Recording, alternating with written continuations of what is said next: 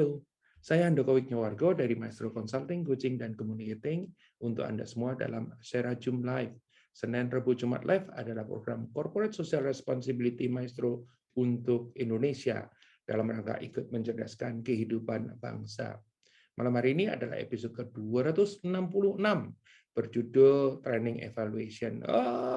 Ya, mudah-mudahan memberikan manfaat kepada Anda. Ya, sebetulnya training evaluation ini bisa dipakai oleh lembaga institusi yang menyelenggarakan training, tapi bisa juga dipakai oleh klien-klien untuk mengharapkan evaluasi training juga. Ya, baik yang diadakan oleh pihak luar atau yang mengundang pihak luar, pembicara dari luar, ataupun yang dilakukan oleh pihak dalam. Mudah-mudahan bisa memberikan manfaat buat Anda malam hari ini. Ya, bagi Anda yang tidak punya ini sebagai pengetahuan ini bagus banget. Ya, oke, siap ya. Saya perkenalkan saya menggunakan PowerPoint untuk agar supaya bisa lebih membantu Anda dalam membahas. Baik, kita mulai. Saya rajum berapa tadi? 266. Saya masukkan kodenya dulu. Ya. Sudah keluarkah? Oh, belum. Itu dia sudah keluar. Ntar saya setting wajah saya dulu biar jangan terlalu kecil. Di sini cukup. Kurang besar. Saya gedekan sedikit. Yes. Oke, cukup ya segini ya. Baik teman-teman semua, Senin 13 Desember 2021. Mari kita ngobrol sedikit. Ada namanya Kirkpatrick Model. Ya, ini yang paling terkenal. Menariknya adalah apa? Menariknya itu adalah dia dari tahun 1950, tapi bukunya terus diperbaiki. Saya nggak tahu persisnya karena kita nggak bisa ngurutin ya.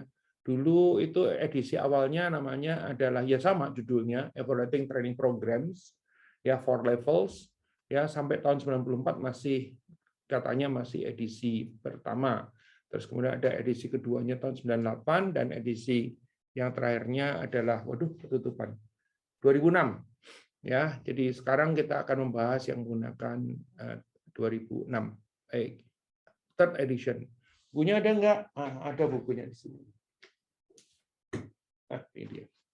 Oke. Jadi bukunya ada Evaluating Training Programs. Tadi saya lupa taruhnya di mana. Baik, teman-teman semua. Ada 4 level kata si Om Kirkpatrick ini. Kirkpatrick ini. Ya. Ada berapa level? 4 level. Kita akan coba lihat. Ya. Dirilis tahun 2006 yang edisi ketiga.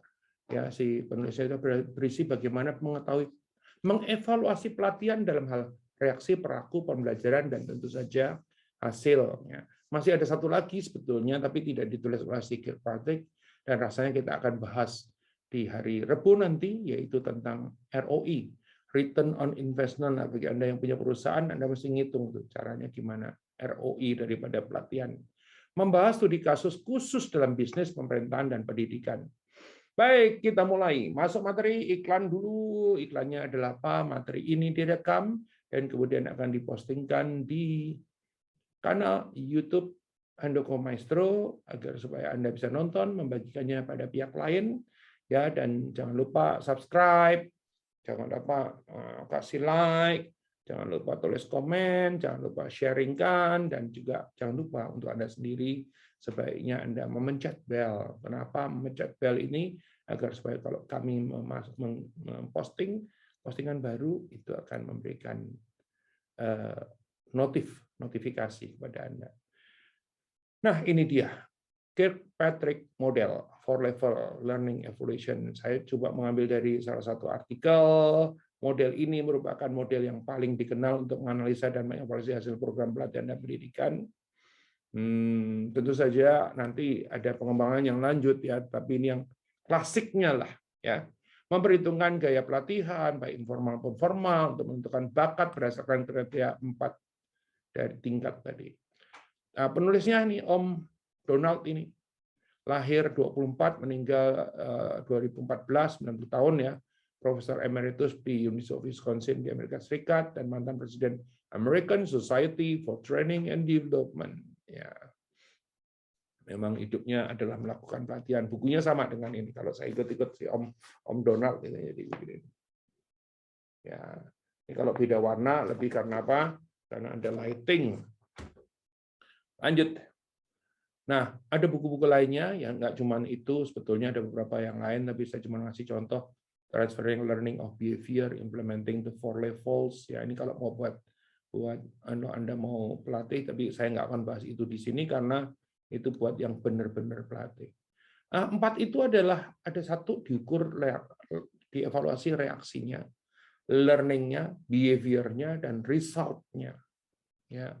Mari kita lihat. Modelnya dikembangkan tahun 50-an, tadi saya sudah cerita, model itu dapat diimplementasikan sebelum, selama, dan setelah pelatihan untuk menunjukkan nilai pelatihan bagi bisnis. Tadi ingat ya, kasusnya adalah digunakan di bisnis, di apa namanya nih, di pendidikan dan sebagainya. Evaluasi dimulai dari tingkat 1, setelah itu jika waktu dan sumber daya memungkinkan, dilanjutkan ke berurutan ke tingkat 2, ketiga, dan 4. Jadi sebaiknya memang mulai dari awal ya.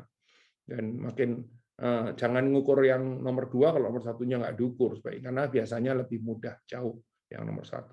Data dari semua level sebelumnya dapat digunakan sebagai dasar untuk analisa level berikutnya. Oleh karena itu sebaiknya level yang 1 dilakukan dulu, 2, 3, baru kemudian 4. Kalau dari pengalaman yang biasanya tidak terlalu ini adalah yang di 4-nya ya, tapi nanti kita lihat kenapa kok 4 agak suka ditinggal. Nanti kita akan coba lihat. Ya tidak boleh ditinggal, tapi agak suka ditinggal. Setiap tingkat berikutnya memberikan pengukuran yang lebih akurat tentang kegunaan kursus pelatihan, namun secara bersama membutuhkan evaluasi yang lebih jauh, lebih memakan waktu, dan menuntut banyak hal. Mari kita lihat penjelasannya. Nah, nomor 1, level yang pertama, itu adalah tentang reaksi. Tujuan dari level ini adalah mengevaluasi bagaimana individu bereaksi terhadap model pelatihan dengan mengajukan pertanyaan yang membangun pemikiran peserta. Jadi pesertanya ditanya tentang reaksinya, reaksi terhadap pelatihannya. Ya, pertanyaannya misalnya apa? Apakah peserta menikmati pengalaman mereka mengikuti pelatihan? Ini ditanya. Ya. Nah, kalau di Maestro itu judulnya adalah bagi teman-teman semua yang pernah jadi alumni Maestro, ya, itu judulnya adalah PTE, PTE namanya, Post Training Evaluation, ya PTE, atau orang kalau suka bilang PTE gitu ya. Post Training Evaluation itu kita tanya dulu, apakah peserta menikmati pengalaman mereka. Nah, karena ini dilakukan tidak terlalu ruwet ya, biasanya dilakukannya dengan sistem kalau di kami pakainya skala Likert, ya. Nah, Likert itu konon aslinya 5. Yang paling banyak. Tapi kalau di Indonesia dibikin 5, dia nilainya akan cenderung di tengah, oleh karena itu kami selalu pakai Likert scale, skala Likert, tapi yang 4. Apakah mereka menemukan materi dalam program ini yang berguna untuk pekerjaan mereka? Nah, terus kemudian apa lagi? Ya, setiap program perlu dinilai pada tingkat ini supaya meningkatkan model untuk penggunaan di masa yang datang. Jadi kami rajin banget bikin ini, post training evaluation. Kalau dulu sekali banyak menggunakan kertas, terus kemudian nanti ditabulasi ya oleh ada petugasnya sendiri. Tapi kalau yang belakangan itu adalah menggunakan aplikasi tertentu dan kemudian sudah keluar langsung hasilnya dalam bentuk pie chart dan sebagainya. Tanggapan peserta sangat penting untuk menentukan seberapa besar investasi mereka dalam belajar di tingkat berikutnya. Ya, penilaian bisa dengan online juga, ya dengan wawancara, dapat lakukan begitu pelatihan dilakukan terakhir biasanya dilakukan. Apakah peserta suka dengan instruktur atau tidak, gitu kan? Apakah peserta menganggap instruktur menguasai atau tidak? Nah, nanti kapan-kapan kita ngobrol ya. Yang nggak menguasai itu penting, oke? Karena pada saat mereka itu suka dengan penampilan instrukturnya, maka mereka punya kecenderungan lebih untuk mendengarkan. Tapi ini teorinya lain lagi. Oke, apakah pelatihan memenuhi kebutuhan peserta? Apakah peserta senang dengan alat pendidikan yang digunakan, misalnya PowerPoint, flyers, dan sebagainya. Laporan tercetak, tulisan yang diberikan oleh evaluator pada supervisor, ada smile sheets, ya, ada bentuk komentar. Dulu ada kalau di tempat saya dulu di Ciputra Group ada yang namanya surat cinta, biasanya ada komentar dari supervisor di atas tentang siapa yang latih dan sebagainya, agar supaya ada peningkatan terus-terusan. Yes, kuesioner, respon verbal, gitu kan, foto bareng atau apa gitu kan. Nah, itu dapat dijadikan pertimbangan. Jadi kalau Anda melakukan proses belajar mengajar atau training, terus begitu training udah orang yang ngilang gitu aja, itu pertanda buruk sebetulnya. Ya, yang menyenangkan adalah begitu selesai training kita mau ke toilet aja susah. Ya, orang minta foto, orang mau ketemu, dan saya bersyukur 2-3 minggu yang lalu saya sudah lama tidak ngejar offline dan harusnya selesai jam 12.30, baru selesai jam 13.30, mulurnya sejam. Habis itu saya baru bisa keluar jam berapa, padahal mereka belum makan siang. Itu menarik, foto lah apa gitu kan, biarpun deg-degan juga. Kenapa? Karena COVID. Ya, cobalah untuk mendapatkan tanggapan dan masukan jujur. Ya, kalau kita mau tidak hati-hati, tapi bukan kali ini ya, kita bisa sebetulnya memanipulasi agar supaya itu lebih fun. Nah, ini kami ajarkan pada saat program Train the Trainers, bukan untuk dilakukan, melainkan untuk tidak dilakukan karena itu tidak etis. Ya, nah kalau kita bicara soal yang kedua, itu mengukur keahlian, pengetahuan atau pola pikir yang dikembangkan oleh peserta. Kalau udah diajarin mereka tuh ngerti nggak sih? Kalau kita bicara soal ngerti atau belajar, itu tidak harus belajar itu harus pengetahuan semata-mata. Bisa pengetahuan, bisa keterampilan, juga bisa sikap. Nah, sikap itu kalau mereka paham, tidak menyelesaikan masalah semuanya. Karena pada saat itu harus berubah menjadi yang namanya behavior atau perilaku. Nah, ini nanti diukur di level 3. Tapi kalau di sini level bahwa, kamu tahu nggak sih? Kamu ini nggak sih bahwa kamu setuju nggak dengan apa yang dikatakan dan sebagainya, itu adalah dari sisi pengetahuan, dari sisi sikap, untuk sampai level learning. Eksplorasi pada level ini jauh lebih menantang dan makan waktu dibandingkan level 1, pastinya tidak mudah. Tekniknya bervariasi dari informal ke tes formal ada, ya, dan penilaian dari penilaian tim. Individu mengikuti tes atau evaluasi sebelum pelatihan, jadi ada pre-test, ada post-test. Ya, nah, ini juga mesti hati-hati, tapi tidak kali ini saya bahasnya. Pre-test dan post-test itu suka ada orang yang cukup cerdas untuk akhirnya mengcapture pre-testnya, sehingga nanti post-testnya juga akan bagus banget. Nah, buat pelatih atau buat trainers atau buat coach itu ya nilai yang bagus, tapi sebetulnya sebagai seorang edukator itu tidak baik karena itu hanya bagus buat kita, belum tentu bagus buat trainersnya. Ya, kapan-kapan kita bahas soal masalah etika ini.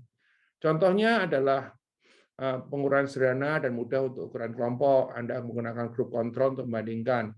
Ada yang di treatment, ada yang tidak di treatment. Kalau yang di treatment nilainya 6, yang tidak di treatment nilainya 8, setelah pelatihan berarti ada kenaikan 2. Kira-kira seperti itu, namanya control group. Contoh ujian, wawancara, penilaian sebelum dan setelah pelatihan, pre and post test, ya, pengamatan oleh rekan sejawat atau instruktur, strategi penilaian harus relevan dengan tujuan program pelatihan. Jangan, gue suka sama pembicaranya, gue kasih nilai bagus. Faktor itu ada, tapi bukan itu yang harus menjadi pegangan kita. Terus apa lagi? Proses penilaian yang jelas ditentukan dengan mengurangi kemungkinan laporan evaluasi yang tidak konsisten. Ya, ada wawancara, printed, ujian tercetak, elektronik dapat dilakukan. Sekarang hampir semua elektronik. Ya, wawancara dapat dilakukan sebelum dan sudah penilaian, meskipun hal ini makan waktu yang dan tidak bisa benar-benar diandalin dilakukan, ya, nggak gampang. Ya, nah level ini kalau kita bicara soal level yang ketiga, ini membahas level yang namanya level behavior, perilaku. Level ini menganalisa perbedaan perilaku peserta di tempat kerja sebelum dan sesudah. Ya, menilai perubahan untuk mengetahui apakah pengetahuan, pola pikir atau keterampilan yang diajarkan program digunakan di tempat kerja. Ya, kalau enggak itu cuma orang tahu habis itu hilang, ya. Namanya kalau bahasa saya suka kalau pakai di lapangan namanya suka terjadi warm chicken shit, hangat-hangat tai ayam gitu ya. Nah, itu contohnya, ya. Keterampilan diajarkan bisa dipergunakan, ya. Jadi orang itu perilaku nggak cuma seneng aja pada saat kita bikin pelatihan, tetapi juga dia menjalankan dalam kehidupan sehari-harinya. Bagi sebagian besar individu, tingkat ini menawarkan evaluasi yang paling benar tentang penggunaan program. Karena biasanya program itu adalah program perubahan. Ya, jadi kalau dia cuma sampai level tahu dan bisa tapi nggak melakukan, ya itu menjadi masalah besar juga buat kita. Ya, pengujian pada tingkat ini menantang karena tidak mungkin untuk mengantisipasi kapan seorang akan mulai menerapkan dengan benar apa yang telah mereka pelajari dari program. Program-program kami yang terkait dengan perubahan corporate cultures ini tidak bisa berjalan cuman sekarang saya ngajar sehari atau 2 hari atau 3 hari terus kemudian dievaluasi dan selesai, tetapi dari sejak mereka nanti pulang itu dijalankan sampai nanti berapa lama. Oleh karena itu nanti kita akan bahas tentang evaluasi yang tidak sesaat, melainkan ada 3 bulan, 6 bulan, dan sebagainya. Itu dilakukan. Ya. Ambil contoh dengan Indosemen itu secara periodikal mereka melakukan semacam kuesioner untuk ngetes terhadap values itu, perkembangannya, perubahannya, naik atau turun, dan sebagainya. Level ini lebih sulit untuk menentukan kapan, seberapa sering, dan bagaimana tepatnya evaluasi. Setuju. Dan kadang-kadang kami hanya mengingatkan saja kepada para klien ya untuk melakukan itu. Karena kadang-kadang klien bilang I can do it by myself, katanya sudah tidak apa-apa, tapi jangan lupa untuk tidak lakukan. Bisa dilakukan dengan observasi, bisa dilakukan dengan wawancara, evaluasi harus halus, melihat perubahan, ya alat pemeriksaan agar lebih menyeluruh dapat digunakan. Apakah pengetahuan yang dipelajari dan keterampilan yang digunakan itu survei dan observasi ketat dilakukan setelah berapa waktu? Ya, beberapa waktu itu penting. Bukan terus kemudian 3 hari sudahnya. Ya, biasanya di kami itu ada sebulan, 3 bulan, 6 bulan, setahun, gitu ya. Dengan demikian orang itu dimonitor perkembangannya. Oke, evaluasi online cenderung lebih menantang untuk diintegrasikan, udah pasti. Ya, ujian biasanya lebih biasa berhasil bila digabungkan dalam metode manajemen dan pelatihan yang ada di tempat kerja peserta. Nah, ini penting mengintegrasikan dengan metode manajemen pelatihan yang ada di tempat peserta. Biasanya di perusahaan klien yang besar mereka sudah punya dan mereka ada sistem pengukurannya dan sebagainya, itu menolong banyak sekali. Ya, ada evaluasinya bertahap, nanti diintegrasikan dengan laporan-laporan lain sehingga ada raport daripada peserta itu. Umpan balik 360 derajat itu sebagai salah satu alternatif. Ya, umpan balik 360 derajat ini yang menilai adalah atasan, peer, dan kemudian superior, peer, dan subordinate. Ya, jadi itu bisa digunakan. Nah, ini tekniknya tidak gampang, ya, tetapi ya kami di Maestro karena memang kerjaannya for the last 19 years memang itu ya yang memang kami lakukan. Ya, oke, terus lanjut. Setelah melakukan perubahan diamati dari waktu-waktu, ditinjau oleh orang untuk penilaian yang tepat, jadi analisa. Hindari opini dan fokus pada faktor yang lebih jelas seperti hasil di tempat kerja. Ya, nah ambil contoh nih ya, kalau dia ngomong kalau pelajarannya itu adalah produktivitas yang harus ditingkatkan atau cara melakukan sesuatu yang harus dirubah gitu kan. Jangan terus kemudian diukur keimanannya gitu ya yang saya nggak bilang bahwa keimanan diukur itu nggak baik, nggak juga, tapi menjadi tidak relevan. Oke, jadi adalah pernah terjadi dan saya sempat protes bahwa itu nggak bisa diukur di sini karena saya tidak mengajarkan tentang meningkatkan keimanan seseorang. Biarpun keimanan seseorang akan ada pengaruhnya bagi terhadap pelaksanaan seperti itu, tapi bukan itu. Jadi relevansi menjadi penting sekali. Level keempat bicara soal riset atau hasil. Tingkat keempat menentukan keberhasilan keseluruhan daripada pelatihan.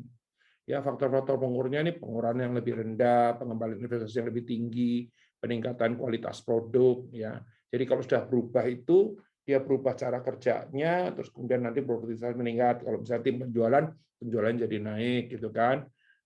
Apa namanya? Kalau misalnya katakanlah saya bicara tentang pentingnya efisiensi, jadi akhirnya pengeluaran jadi lebih rendah.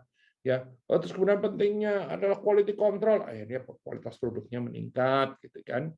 Nah, lebih sedikit kecelakaan tempat kerja kalau kita bicara soal safety ya, terus kemudian waktu produksi yang lebih efisien, ya kuantitas penjualan yang lebih tinggi dan sebagainya. Dari sudut pandang bisnis, faktor-faktor di atas adalah alasan utama untuk model ini. Meskipun demikian, hasil tingkat 4 biasanya tidak dipertimbangkan banget. Ya ini yang kadang-kadang kalau di kami sih ada ya yang langsung diukurnya dengan penjualan. Berarti kalau programnya mau program penjualan, kalau programnya tidak program penjualan ya tentu saja nggak bisa diukur itu. Mencari tahu apakah hasil program pelatihan dapat dikaitkan dengan keuangan akan lebih sulit untuk dilakukan secara akurat. Ya, tidak selalu setiap program itu terus kemudian ada direct result-nya adalah finansial. Ya. Baik, jenis strategi penilaian yang digunakan, diskusikan dengan peserta, ya bisa. Terus kemudian ada lagi grup kontrol, tadi sudah dipakai juga. Waktu yang cukup harus ditentukan pada saat melakukan evaluasi, ya. Tidak ada hasil hal yang dapat kecuali kalau terjadi yang namanya perubahan positif. Pengamatan yang tidak tepat atau jenis pelatihan akan mempersulit melihat bagaimana program pelatihan telah menggunakan perbedaan di tempat kerja. Padahal ini kan penting sekali. Prosesnya adalah menentukan metode mana dan bagaimana prosedur relevan dengan umpan balik peserta. Ini menjadi tantangan tersendiri. Jadi kalau kita melihat tadi ya, di level-level awal, level 1, 2, 3, 4. Makin ke 4 ya makin sulit. Ya, karena parameter pengukurnya ini kadang menjadi tidak terlalu akurat atau bermasalah. Ya, khususnya untuk individu senior, evaluasi tahunan atau pengaturan izin target sangat penting sehingga dan sebagainya. Ini nanti tergantung dari situasinya. Ya, nah teman-teman semua, pada prinsipnya itu materi ini direkam dan kemudian dipostingkan nanti 2 hari lagi di kanal YouTube Handoko Maestro untuk program-program yang sifatnya edukasi seperti ini. Untuk program-program yang sifatnya inspirasi, maka adanya adalah Maestro Channels. Ya, Maestro Channels yang kemarin terakhir adalah mendatangkan rektor Universitas Tarumanegara yang lahir di komunitas di kampung yang tanahnya jalannya tanah berdebu, terus kemudian menjadi rektor 2 periode untuk universitas dengan visi yang internasional. Luar biasa ya. Luar biasa. Kemarin beliau mengirimkan videonya di tanah kelahirannya. Benar-benar mengesankan. Jangan lupa nyalakan lonceng. Ini akan mengingatkan Anda apabila ada materi baru yang akan di-upload. Nah, saya ulang agar supaya jangan lupa ya. Ada si Pak Kirkpatrick ini, si Donald Kirkpatrick ini ya. Ada 4 levels learning evaluation, ya, 4 levels learning evaluation. 1 yang dinilai adalah reaction-nya. Ya, di tempat kami biasanya pakai ini yang wajib kudu harus ada adalah ini. Jadi ada post training evaluation. Ya, misalnya katakanlah apakah Anda paham materinya, apakah instrukturnya menguasai, bagaimana dengan apa namanya dengan makanannya atau lingkungannya, ya, pokoknya faktornya banyak tuh. Nah itu tujuannya adalah apa? Untuk bisa tahu sebetulnya secara umum seperti apa sih. Kalau kami bikin program yang sangat masif dengan BCA adalah 81 batch selama hampir 11 tahun. Itu baik BCA maupun kami bikin penilaian sendiri-sendiri dan kemudian nanti kami cocok-cocokkan. Nah dengan cocok-cocokan itu nanti ketemu ya. Oh oke. Nah, kalau apa ya perbedaannya ini signifikan, nah itu perlu diteliti ada apa gitu kan. Tapi selama 81 batch perbedaannya tidak pernah signifikan. Oleh karena itu, either menggunakan hasil riset evaluasi kami maupun yang dilakukan oleh BCA itu hasilnya beda tipis sekali, kira-kira begitu. Nah, kalau learning ini tentang apa yang dia pelajarin di situ, bukan reaksi dia terhadap pelatihan. Apa yang dia pelajarin, misalnya katakanlah, nah learning itu bisa diukur sebelum masuk ada post test, pre-test, setelah masuk ada post test. Nanti diukur nih apa namanya penambahannya, ya atau nggak ada post test, tapi nanti ada sekelompok yang sama yang tidak ikut pelatihan dites.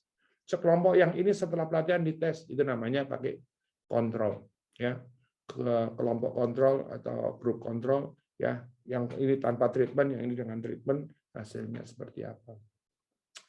Sampai sini 1, 2. Nah, yang 3 bicara soal behavior.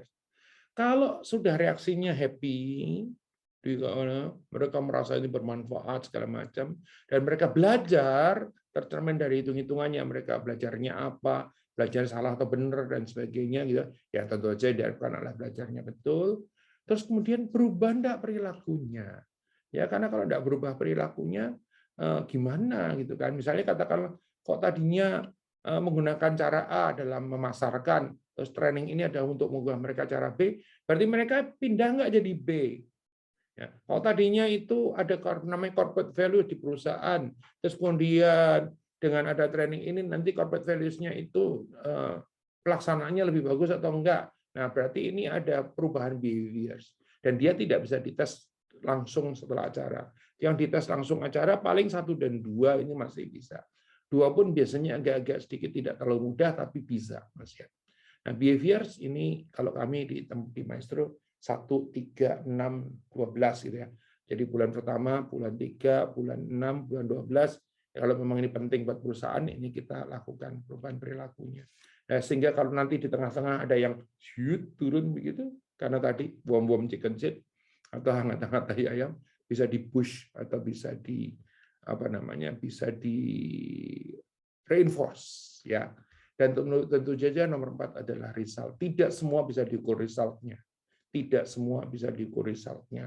Apalagi kalau secara finansial atau secara unit produk atau apapun juga. Tetapi perusahaan-perusahaan tertentu ada yang kepengen mengukur resultnya. Oke, habis pelatihan ini, terus kemudian mereka itu melihat sebagai lebih produktif, penjualannya lebih meningkat, dalam kehidupan sehari lebih efisien. Itu bisa. Meskipun metodologi pengukurannya itu tidak mudah ya dan tidak murah. Tetapi bisa nggak? Bisa. Ada perusahaan yang bikin program dengan kami yang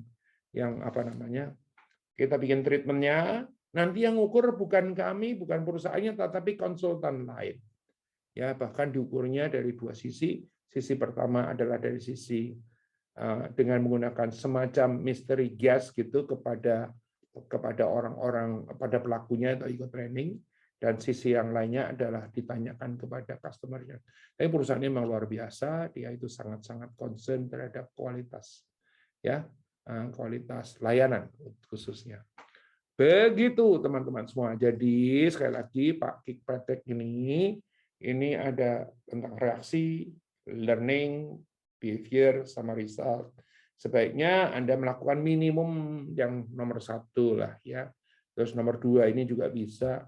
Nah, behaviors ini butuh effort karena biasanya kalau sudah berjalan apa sudah kelihatan bagus, resultnya dianggap sudah kelihatan, itu behaviornya suka dianggap itu hasil daripada perubahan behavior. Ya, biarpun tidak sepenuhnya yang terjadi seperti itu. Baik, teman-teman semua. Nah, ada satu lagi selain 4 model ini terdapat satu model tambahan yang namanya Phillips ROI metodologi, atau kalau di dalam istilah di dalam perhatian namanya ROTI, Return on Training Investment. Ya, hari Rabu ya, mudah-mudahan materinya selesai hari Rabu sehingga hari Rabu nanti saya bisa membahas tentang ROTI ini, Return on Investment, Return on Training Investment. Jadi saya hari Rabu akan membahas ROTI ini yang dipakai biasanya bukunya Pak Jack J. Phillips ya, tentang training, return on training investment. Nah, teman-teman semua di serajum berikutnya nanti ya. Oke, baik. Sekali lagi terima kasih buat Anda yang sudah setia mengikuti serajum. Hari ini kita membahas di episode 266 adalah training evaluation ya, yang mulai dari 1, 2, 3, dan 4. Ya, yang pertama itu wajib harus dilakukan langsung, yang kedua bisa, yang ketiga butuh waktu, dan keempat butuh metodologi yang pas untuk melakukannya. Bisa, tapi memang berbiaya biasanya dan perlu usaha yang sifatnya khusus. Dari saya sementara itu, saya mengucapkan terima kasih atas kesetiaan Anda mengikuti serajum. Mudah-mudahan materi hari ini dan materi-materi sebelumnya dan materi-materi ke depan nanti itu membawa manfaat tidak hanya kepada Anda, melainkan lingkungan Anda. Caranya bagaimana? Kalau Anda merasakan ini bermanfaat, lihatlah di YouTube, sharingkan kepada pihak lain agar supaya nonton, ya, sehingga dengan demikian perubahannya, result-nya tidak hanya pada diri Anda, melainkan membawa kepada perubahan result untuk banyak orang yang lainnya. Sekali lagi, saya Handoko Wikiwargo dari Maestro Consulting, Coaching, dan Communicating untuk Anda semua di Serajum Live. Hari ini episode 266 Training Evaluation. Hari Rabu, mudah-mudahan, saya nggak berani janjikan karena kesibukannya sangat luar biasa. Nah, kenapa nggak berani janjikan? Padahal harus ada materi, karena biasanya kami punya materi ganjel namanya, yang saya udah kuasain, yang sudah siap, yang dimunculkan. Mudah-mudahan Rabu saya akan membahas tentang ROTI, Return on Training Investment. Gitu ya. Sampai ketemu lagi. Saya Handoko Wikiwargo. Sekali lagi, salam.